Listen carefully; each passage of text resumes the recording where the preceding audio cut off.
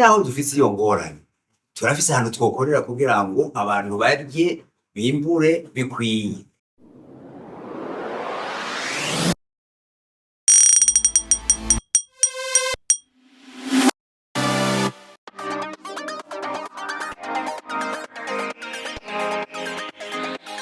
Ishirahamwe ryiyemeje gukangurira imitima y'abarundi Parseme mu majambo make ryatunganije inama kuri uyu wa gatanu igenekerezo rya 2025 gitugutu umwaka w'ibihumbi 2024 kubaserukira abandi mu bisata bitandukanye bigize ubuzima bw'igihugu mu ntumbero yo kurabira hamwe ukuntu igisata c'uburimi cifashe n'ingene umwimbu muri ico gisata woduga hafatiwe ku kuntu amahera ya leta akoreshwa muri ico gisata.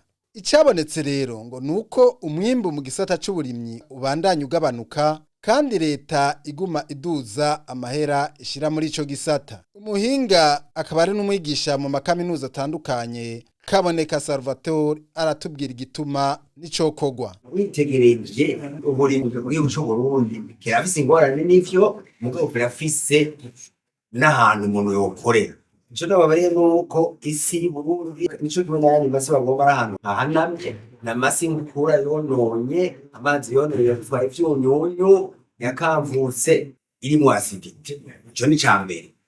Ninto kubera abanyagihugu ari benshi kandi babeshejwe n'uburimi. Naho dufise iyo ngorane turafise ahantu twokorera kugira ngo abantu barye bimbure bikwiye. Navuze ndi Uburundi si Uburundi gusa, n'Uburundi bwinshi. Urabona imbo wimburiki, urabona mu mirima wimburiki, urabona umugamba bututsi Kirimiro ukagenda mu Kuboso wimburiki, Karaba Mugesera wimburiki. Naho dufise Uburundi bwinshi ni potentiel.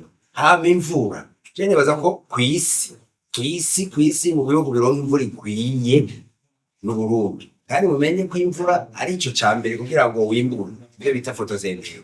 Rero aho harakomeye. Jamvuga nti naba abavuze yuko abantu abajeno badakora. Mugabo bariho ico bakeneye. Iyo si kumva ari ntoyo. Kandi ushobora gukira. Kubera turafise ishwagara. Dushobora kwiyongora n'asite n'ishwagara. Bayishizemo isimbera neza. Iyo mvura ikaza. Kandi akaba ari Uburundi bwinshi. Ico bita des régions agroécologiques. Ukarema ico ushaka. Ugashobora kurima amezi 12 nko mu biyaya. Ushizemwo amazi yo kuvomera urimbura amezi 12 Ivyo biyaya turabifise. Ariko ya ca cimi, ariko ya co kumoso. Ari no mu Bugesera mu Kirundo vyoshobora. Ahari nahiragwe kwi ushatse ukayarenza, ukayakoresha. Mubizi. Turafise potentiel. Je ndamuze rero. Nukuri na Yesu tugoye na igwaye mu rurazi turafise umuti wayo. Sivyo? Nongera mvuga nti amazi aruzuye ntacobuza yuko tutokwimbura bikwiye amezi 12 Ikitugoye rero. Hari ikintu gihambaye kugira ngo igihugu gitere imbere n'abantu bacu.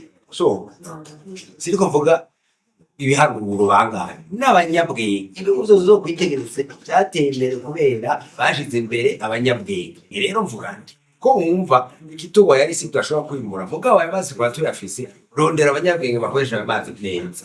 Mu byashikirijwe rero nk'inyishu n'abaraho ngo nuko hobaho umugambi wo kuvyara ku rugero ngo leta nayo yoha amahera abarimyi nk'uko bigigwa no mu bindi bihugu biteye imbere ikabaronsa n'umwavu ku buntu kandi muri iyo ntumbero igashira imbere cyane ugwaruka rwahejeje amashure ngo yoteza imbere ibitegwa njabuka amazi nk'ikawa n'ibindi ngo yokingira amasindimwa mu itunganywa ry'ibisagara ngo kandi hoba imigambi ya leta yo gufungurira abarundi babayeho bafungurirwa nk'abajeje umutekano abanyororo abanyeshuri n'abandi ngo ubushikiranganji bw'uburimyi nabwo bwotangudukana n'ubushikiranganji bw'ibidukikije ngo hobaho kandi kurondera gutera ibitegwa bivanye n'intara kama bisanzwe vyimbukamwo kandi leta ngo yotegura umugambi w'igihe kirekire n'ibindi. Umuhuzabikorwa muri iryo shirahamwe akaba yamenyesheje ko icegeranyo cibivuye muri iyo nama kizoshikirizwa ababijejwe mu nzego zifata ingingo